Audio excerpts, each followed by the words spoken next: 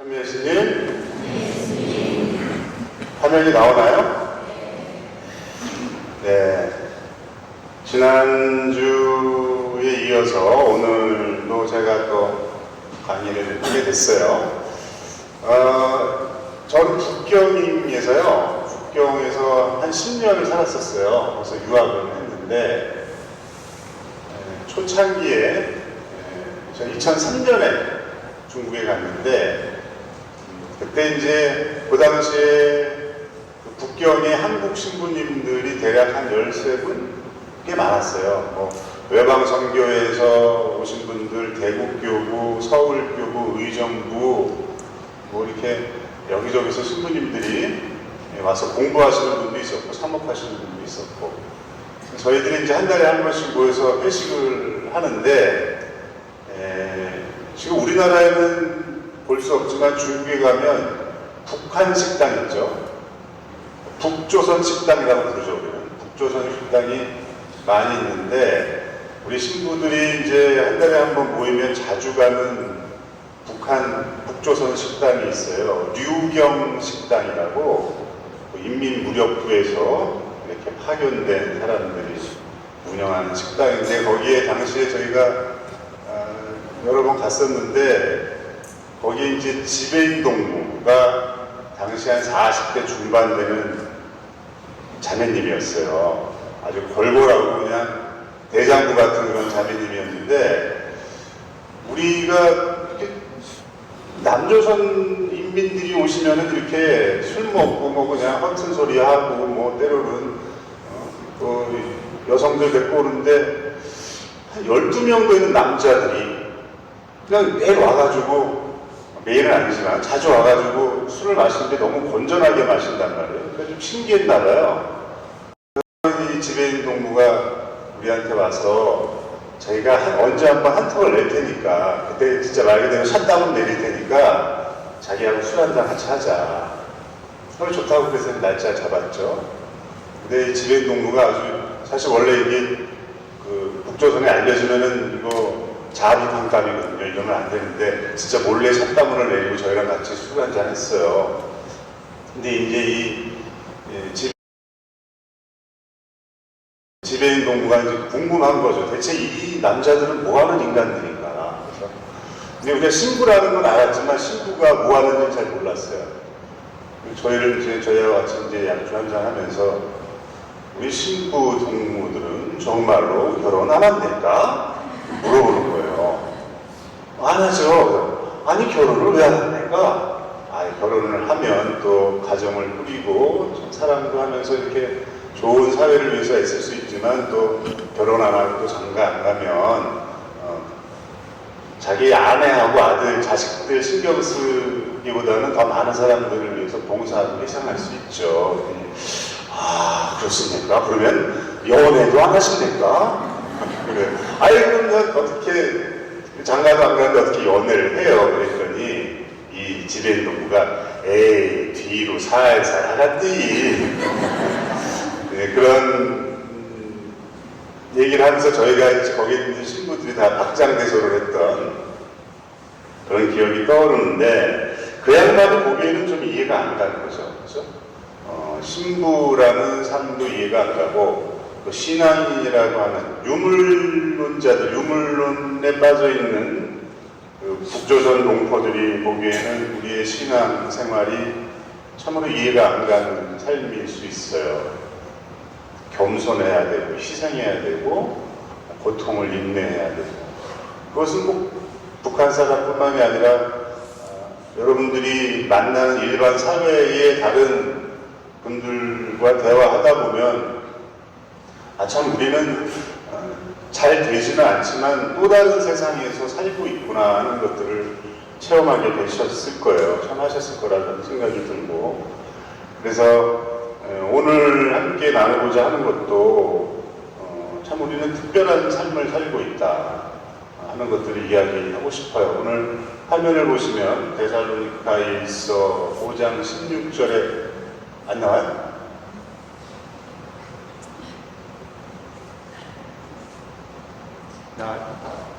나와요? 예. 이게 잠깐 16절, 18절에 언제나 기뻐하십시오. 끊임없이 기도하십시오. 모든 일에 감사하십시오. 라는 성경 구절을 중심으로 해서 집착에서 벗어나는 것, 그리고 감사. 오늘 이제 여러분들 강의 제목을 주보를 통해서, 또 포스터를 통해서 보셨겠지만, 집착에서 벗어남과 감사라는 주제로 함께 이야기를 나누고 싶어요. 여러분들, 오늘 이제 여기 오신 분들은 지난주에 오신 분들이 대부분인 것 같아요. 제가 이렇게 얼굴을 뵈니까. 근데 간혹 가다가 또 처음 뵙는 분들도, 지난주에 안 보인 분들도 보여요. 그래서 지난주, 왜냐하면 오늘 하는 강의가 지난주 강의하고 이렇게 연결되어 있기 때문에 잠깐 좀 상기해 볼 필요가 있습니다. 지난주에 저희가 신독과 회개라는 주제로 제가 이 말씀을 드렸어요. 그래서 우리가 내가 찍은 사진은 내가 안 보이지만 내 사진을 바라보고 있을 때 그 사람은 나하고 같은 시선을 공유하고 있다. 기억나시죠? 네. 그리고 이 세상이 하느님의 사진이라면 우리가 이 세상을 맞이하고 있을 때 나는 하느님의 시선으로 세상을 바라보는 것이다. 그래서 이 하느님의 시선으로 세상을 바라본다고 할 때 그 시선을 위해서, 하느님의 시선이 되기 위해서 자기 마음에 홀로 있을 때 아무도 보지 않는 곳에서 삼가해야 하고, 그리고 우리가 회개라고 하는 의미가 자기의 잘못을 뉘우치는 것도 있지만 메타노이아라고 하는 그 의미는 우리의 일반적인 나의 선입견들을 뛰어넘는 하느님 전체의, 하느님 존재의 모습이다. 그래서 메타노이아, 회개하는 삶을 통해서 하느님의 시선을 가져야 된다. 뭐 이런 얘기를 했었어요. 그죠? 그래서 오늘은 이제 그 연장선상에서 그러면 내가 하느님의 시선으로 세상을 바라보기 위해서 제일 먼저 해야 될 게 뭐예요? 나를 내려놔야죠. 그죠? 나를 내려놓고 나를 끊어야 그 빈자리에 하느님이 들어와서 하느님의 시선으로 나를 바라보게 하실 거 아니에요. 그죠? 사실 이 나를 내려놓는다, 우리는 흔히 이제 집착을 끊는다, 뭐 이런 문제들은 우리 그리스도교뿐만 아니라 진리를 추구하는 모든 종파들이 다뤄왔던 주제이죠. 저는 중국에서 약 10년 동안 중국 철학, 그 중에서도 이제 유가, 또 그 중에서 명나라 때 왕양명이라는 사람을 전공을 했는데, 중국에서 이제 이게 공부를 하면서 공부를 하면서도 그 공부가 단순히 지식을 쌓기 위한 공부가 아니라 저는 신부이니까 제 문제에 항상 이렇게 빗대어서 생각을 해보잖아요. 그래서 방금 말씀드린 것처럼 나를 내려놓고 나를 끊어버린다는 이야기는 특별히 불교에서 자주 하던 얘기죠. 그래서 오늘은 여러분들과 좀 동양의 몇 가지 지혜들, 불교, 그리고 유교, 도교에서 이 이야기들을 잠깐 좀 소개하면서 이야기를 이어갈까 해요. 불교, 여기 지금 그림이 보이시죠? 네, 누구예요? 석가모니죠. 되게 이쁘게 생겼어요. 그죠? 네, 왜냐하면 이제 석가모니는 남성과 여성을 다 이렇게 표현해야 되기 때문에 이 그림들을, 뭐 우리나라 이제 석굴암이나 이런 데는 굉장히 복스러운 부처님이 앉아 계시지만 이제 인도 분이잖아요. 사키야 왕국의 왕자였죠. 그죠? 그래서 여러분들 석가모니라는 명칭 들어보셨잖아요. 그죠? 석가모니가 무슨 뜻이냐면 샤키야 무니라고 하는 산스크리트어를 한자로 바꿔서, 샤키야 무니라는 산스크리트어를 한자 비슷한 음으로 바꾼 게, 원래는 이제 중국 발음은 스자문이죠. 스자문인데 우리는 그 한자를 우리 발음으로 읽으니까 석가모니라고 읽는 거예요. 샤키야무니, 샤키야 왕국의 왕자였어요. 왕궁에서 태어났고 아주 유복하게 살았던 인물이죠. 그런데 어느 날 그 성의 샤키야 왕국의 동쪽, 서쪽, 남쪽, 북쪽 성문에서 병들어 아파하는 사람들, 죽어가는 사람들, 고통으로 신음하는 사람들을 보면서 굉장히 큰 충격을 받고 계속 인생의 화두로 고통은 어디에서 오는가를 고민하면서 요가 수행, 아주 그냥 극도로 자신을 절제하는 먹지도 않고 자지도 않고 쉬지도 않는 방식으로 굳기 수행을 하다가 거기서 진리를 깨닫지 못하고 결국에 보리수 아래에서 수행하는 와중에 진리를 깨달았죠. 붓다. 진리를 깨달은 사람입니다. 근데 그 깨달은 핵심은 뭐냐면 모든 것은 자체의 실상이 없다. 뭐 이제 예를 들면은 여기 이제 매미사가 있잖아요. 이 책이 있잖아요. 이 책이 있기 위해서는 종이도 있어야 되고 잉크도 있어야 되고 책 커버도 있어야 되고 여러 가지가 조합이 돼서 이루어진 거잖아요. 모든 것은 이렇게 여러 가지들이 인연으로 만나서 엉켜서 하나의 존재를 이루는 것이지 이것 자체로 존재하는 것은 없다. 모든 것에는 자체의 실상이 없다. 이게 깨달은 핵심 내용이에요. 그래서 그 부처님이 석가모니가 내세운 깨닫고 나서 바로 보리수에서 깨달음을 낸 다음에 바로 제자들에게 설파했던 게 12연기 사성제 8정도입니다. 근데 이게 어떤 내용이냐면 12연기라고 하는 것은 우리의 생로병사 보통은 무엇이 있다라고 하는 착각, 내가 존재한다는 착각에서 비롯된 것이다. 그럼 나는 어떻게 발생됐냐? 무명에 의해서 모든 집착에 의해서 나는 존재한다는 그 생각에 의해서 무명이 발생하고 그것에 의해서 행식, 명색, 육처, 촉수, 애취, 유, 생, 노사 이렇게 어리석음에 의해서 모든 것이 존재한다는 어리석음에 의해서 생명이 태어나고 그 생명이 다시 늙어 죽고 그 집착을 버리지 못하니까 끊임없이 어떻게 해요? 윤회한다고 생각한 거예요. 깨달으면서 제일 먼저 깨달은 게 이 12연기라는 나름대로의 주장이에요. 그리고 이 12연기를 사람들에게 설명하기 위해서 내세운 근본 교리가 사성제 8정도라는 교리인데 사성제는 간단히 말하면 고진멸도라는 4가지 진리를 이야기하고 있어요. 첫 번째 고는 인생은 고통이다. 현실은 불완전하다. 그런데 이런 고통이 생기는 것은 무엇이 있다라고 하는 그런 착각 혹은 무엇에 대한 집착으로 인해 생긴다. 그럼 이상향인 열반의 세계는 집착을 멸함으로 인해서 해탈할 수 있다. 열반의 세계에 도달하기 위한 방법이 있다. 요 4가지가 부처님이 최초 설법의 핵심 가운데 하나예요. 그 다음에 나타나는 이야기한 게 8정도. 그러니까 고진멸도 고통이다. 그것은 집착에 의해 생긴다. 그것을 없애야 된다. 거기에는 방법이 있다 하는 맨 마지막 도성제가 바로 8가지 방법. 내가 집착을 끊어버리기 위한 8가지 방법을 제시해요. 제일 먼저 바른 견해. 이 인생은 삶은 모든 것은 연기, 인연, 화합으로 인해서 이렇게 뭉쳐진 것이다. 그것을 알고 나면 그 다음에 올바른 지혜에 따라서 사유해야 하고 말을 올바르게 해야 되고 올바르게 행위해야 되고 또 바른 생활을 해야 하고 용기 있게 노력해서 수행해야 하고 바른 목적의식을 가지고 무아, 내가 없다라는 생각, 항상 된 것은 없다라는 생각, 고통이라고 하는 것은 집착에 의해서 생긴다는 것을 끊임없이 생각하고 정신통일을 하다 보면 우리의 집착이 사라질 것이다.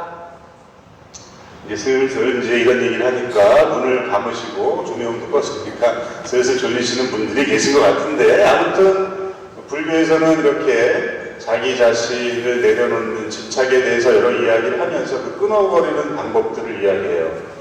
근데 육아도 사실은 마찬가지예요. 육아는 빠르게 건너가겠습니다. 왜냐하면 집착을 끊는 것과 관련해서는 불가에서 가장 좀 절절하게 얘기했기 때문에 육아도 여러분들 사실은 육아는 정치와 관련되고 예절과 관련됐다고 생각하지만 사실은 육아의 핵심 목표는 뭐냐면 나를 잘 수양해서 이 사회를 아주 아름다운 사회로 만들겠다는 게 목적이고요. 그 목적을 이루기 위한 가장 중요한 수양의 방법이 극기복례라는 방법이에요. 극기복례는 다 들어보셨을 거예요.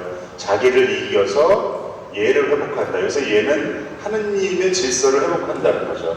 그것을 통해서 자기를 성취하는 거예요. 요 다음 문장이 있는데 이거 건너뛰도록 하겠습니다. 요 다음 문장은 유가의 삶의 방식이 얼마나 고된지, 선비로서 어떤 삶을 살아야 되는지를 증자가 했던 말인데, 잠깐 그것도 보죠. 사불가의 불공이하니 임중이 도원이라.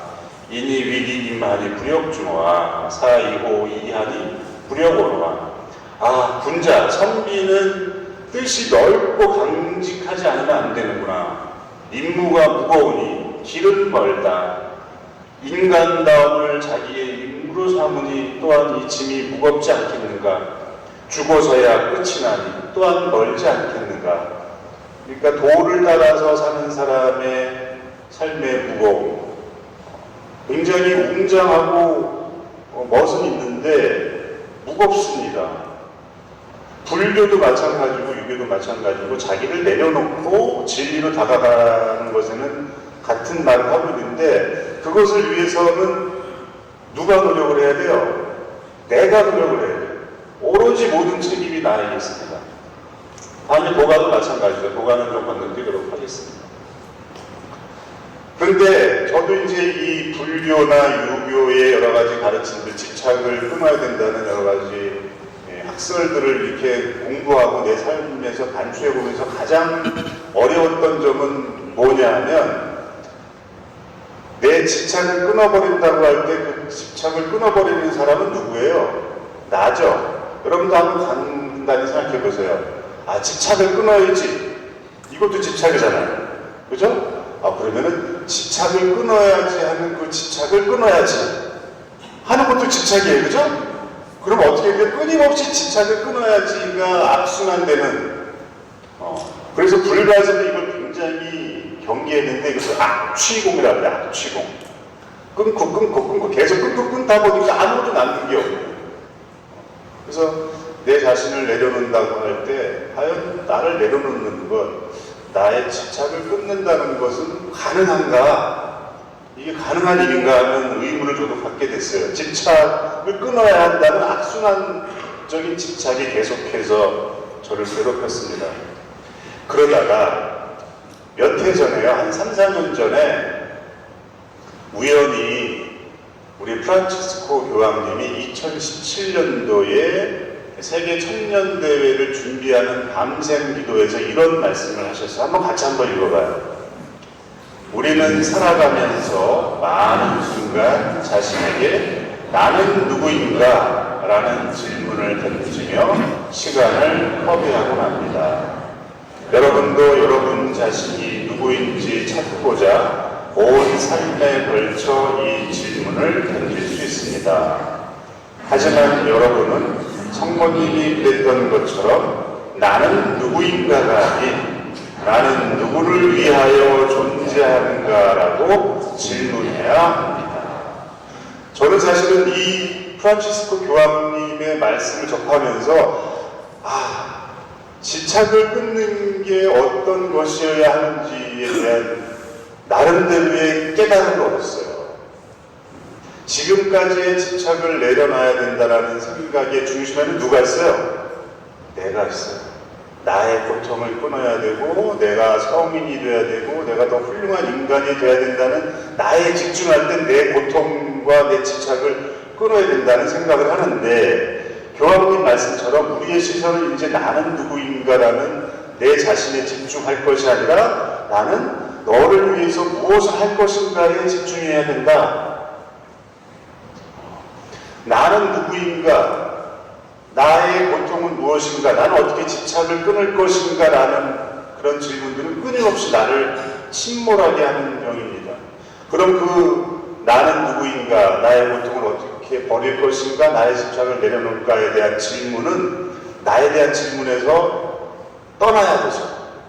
그러면 너에게로 시선을 돌리는 순간 이제 누가 중요하게 돼요? 내가 중요해요? 너가 중요하게 돼요?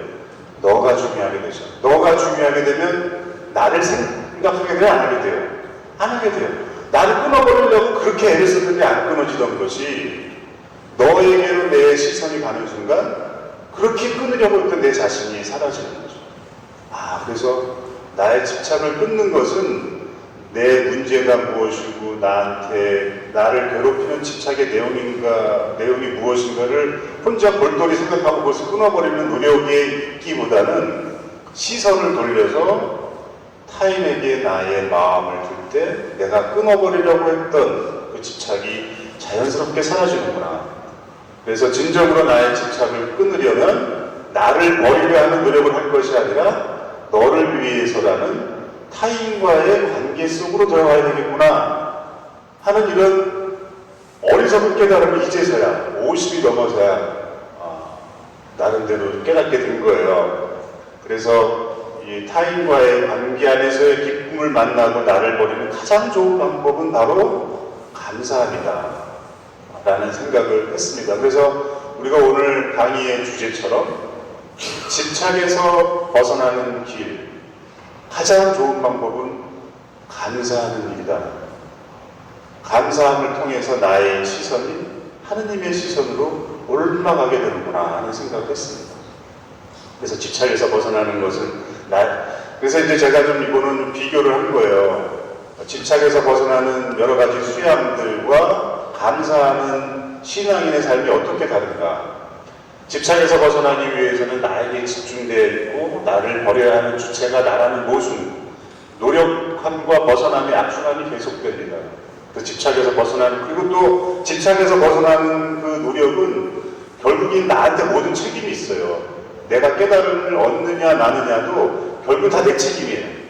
그렇잖아요. 근데 여러분들 중에 집착을 벗어나겠다는 노력을 해서 완전히 나에게서 벗어난 사람이 인류 역사상 몇 명이나 됩니까? 그럼 결국에 나머지 사람들은 자기의 집착을 내려놓지 못하고 불행한 상황에서 불교에서 그래서 끊임없이 다시 태어나야 되는 거예요. 유래해야 되는 거예요. 어렵죠. 어렵고 불가능한 일처럼 느껴져요. 그런데 그와 반면에 감사하는 삶은 어떠냐 하면 나에게서 벗어납니다. 자연스럽게 누군가에게 감사해야 되니까 나에게서 자연스럽게 벗어나고 집착이나 고통에 집중하지 않아요. 오히려 내가 받은 선물에 감사하게 됩니다. 그래서 기뻐하게 되죠. 수양의 완성이나 개인의 능력보다는 중요한 것은 하느님의 자비하심, 그분이 주는 선물이 더 우선적으로 중요한 것이 됩니다. 그러니까 내 성취 여부가 중요한 게 아니에요. 하느님이 나에게 베푼 자비와 사랑이 더 중요한 것. 나에게 선물처럼 주어진 그 은총이 더 중요한 주제가 되어버리죠. 그래서 집착에서 벗어나는 것에 집착하지 않고 감사함으로써 어느새 그 집착에서 떠나 있는 신앙인으로서의 내 모습을 발견하게 되는 거죠. 그래서 저는 정말 하느님의 시선으로 나의 모든 집착을 내려놓는 가장 좋은 방법, 감사하는 것입니다. 이 감사에 대해서 몇 가지 말씀을 드리고 싶어요. 이 부분은 좀 시간 관계상 좀 생략을 하고요.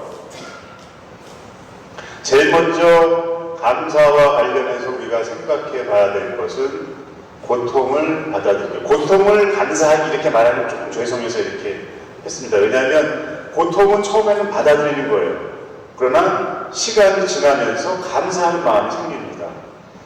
제 경험을 잠깐 말씀드리면, 제가 2003년에 중국에 갔다가 저도 이제 중국에서 파란만장한 좀 시간을 좀 보냈어요. 2005년도에 이제 북경대학에 대학원 입학 시험을 보고 합격을 했어요. 근데 너무 공부를 머리가 나쁜데 공부를 너무 하다 보니까 허리를 다쳐가지고 2005년도에 디스크 수술을 하러 한국에 들어왔어요.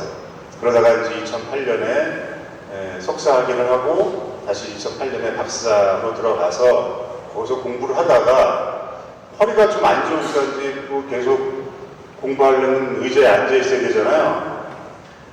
그래서 계속 허리가 안 좋았는데 2012년도에 좀 심하게 허리를 다쳐가지고 한국이 귀국하게 됐는데, 그때는 비행기에 앉아 올 수가 없을 정도로 굉장히 심했어요. 그래서 2012년도에 다시 한국에 와서 또 한 번 허리 수술을 받았어요. 근데 몸 아픈 것보다 더 힘들었던 건 뭐냐면 내가 중국에서 거의 10년을 보냈는데 물론 석사학위는 받았지만 10년을 그렇게 고생한 결과가 이런 고통이라니. 그리고 내 손에 쥐어진 게 과연 뭘까. 이런 아픔 속에서 지냈는데 그때 저에게 가장 큰 위로를 줬던 맹자의 한 구절이 있습니다. 제가 이 구절은 중국말로 지금도 외우고 있어요. 이제 맹자의 그 많은 문장 가운데 제가 유일하게 중국어로 외우고 있는 저에게 많은 위로를 줬던 그런 구절이에요. 여러분들에게 한번 중국말로 한번 들려드릴게요. 天将占大了你斯人也，必先苦其心志，劳其筋骨，饿其体肤，空发其身，行拂乱其所为，所以动心能性，争益其所不能。 되게 좀 중국말 좀 하는 것 같습니까? 네, 이게 무슨 뜻이냐면 하늘이 장차 큰 임무를 이 사람에게 내릴 때에는 삐시엔 구치신즈 반드시 먼저 그 심지를 고통스럽게 하고 라오치 찐고 그 인대, 힘줄과 뼈를 고되게 하며 어치디후 어는 이제 굶주리는 거죠. 그 몸과 피부를 굶주려 마르게 하고 홍파지션 그 몸을 궁핍하게 하며 징후乱치 소에 그 하는 바를 어지럽히게 만든다. 소위 똥신런싱 그래서 그 마음을 움직이고 그 본성을 인내롭게 하여서 정이치소분엄 그가 하지 못했던 지금까지는 하지 못했던 그 일을 그에게 더해주기 위해서이다. 다시 한번 번역된 걸 보여드리면 하늘이 이 사람에게 큰 임무를 내리려 할 때는 반드시 먼저 그의 심지를 괴롭히고 뼈와 근육을 힘들게 하며 몸과 살갗을 굶주리게 하고 일신을 궁핍하게 하여 그가 하고자 하는 일을 어지럽게 한다. 그것을 통해서 마음을 움직여 성질을 참도록 하여 그가 지금까지 하지 못했던 것을 하게 해주는 것이다. 고통이 주는 의미입니다. 여기서 여러분들 큰 임무라고 해서 무겁게 생각하실 필요 없어요. 우리 인간은 제가 지난번 강의 때도 말씀드렸지만 우리가 회개하는 순간 하느님의 시선으로 세상을 바라보는 어마어마한 일을 한 거란 말이에요. 그러니까 고통은 그것을 가능하게 합니다. 지금까지 나에게 하지 못했던 그 일들, 나의 건강이 얼마나 소중한지를 알게 되는 것, 또 나를 위해서 얼마나 많은 사람들이 기도하고 있다는 것, 그리고 이 하느님이 주신 육체가 얼마나 소중하다는 것, 이런 것들을 만약에 고통이 없었다면 배우지 못한 것들을 배우게 하기 위해서 고통은 존재합니다. 여러분들 생각해보세요. 이 세상에 유인이라고 불리는 사람들 가운데 편하게 산 사람이 있어요? 단 한 사람도 없어요. 편하게 산 사람은 그냥 편하게 살아져가죠. 누군가의 눈에 띄지도 않고 삶의 변화도 없이 그렇게 있지. 그래서 고통을 받아들이고 인내함을 통해서 우리는 새롭게 성장하고 새롭게 태어납니다. 그래서 고통, 감사한다는 말을 할 때 제일 먼저 우리가 떠올려야 될 것은 고통을 받아들여야 한다. 그것을 고통을 계속 밀어내고 받아들이지 않으면 그 사람에게 고통은 계속 고통으로 남지만 고통을 받아들이고 그 안에서 의미를 캐묻는 사람에게 고통은 굉장히 좋은 명약이 되고 선물이 되는 것이다.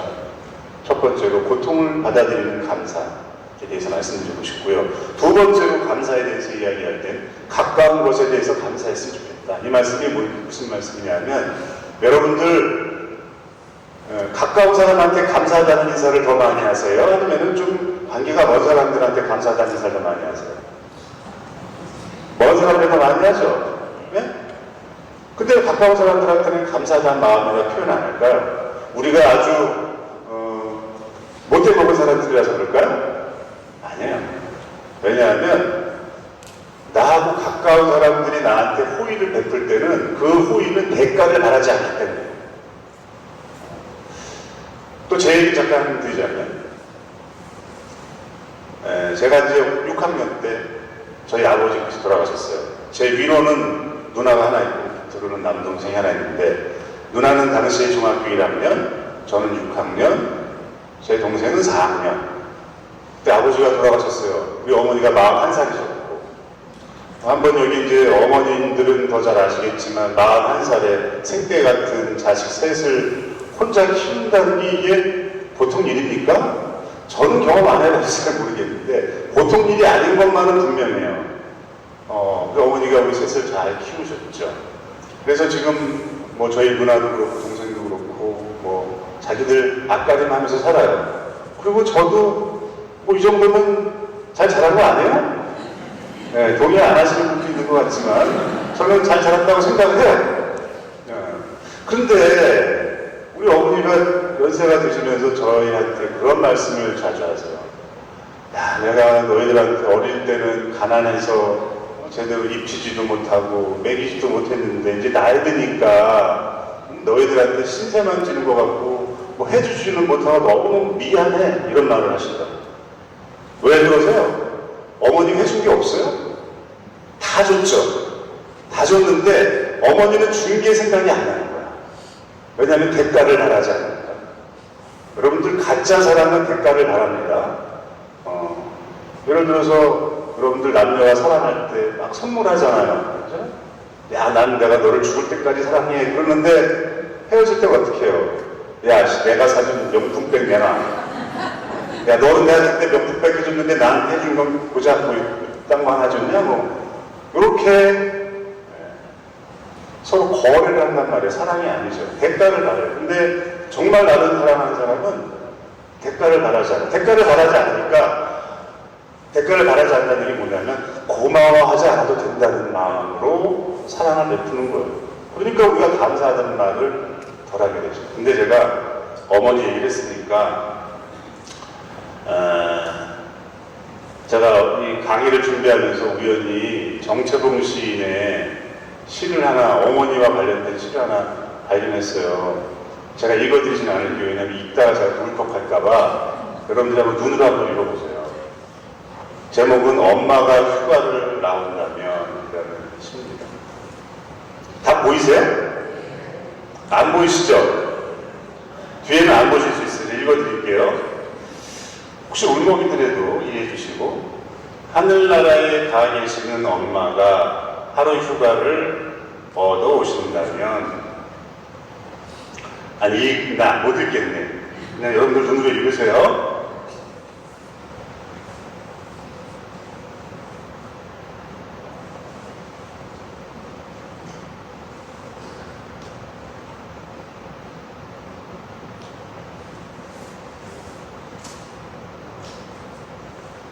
이런 시입니다.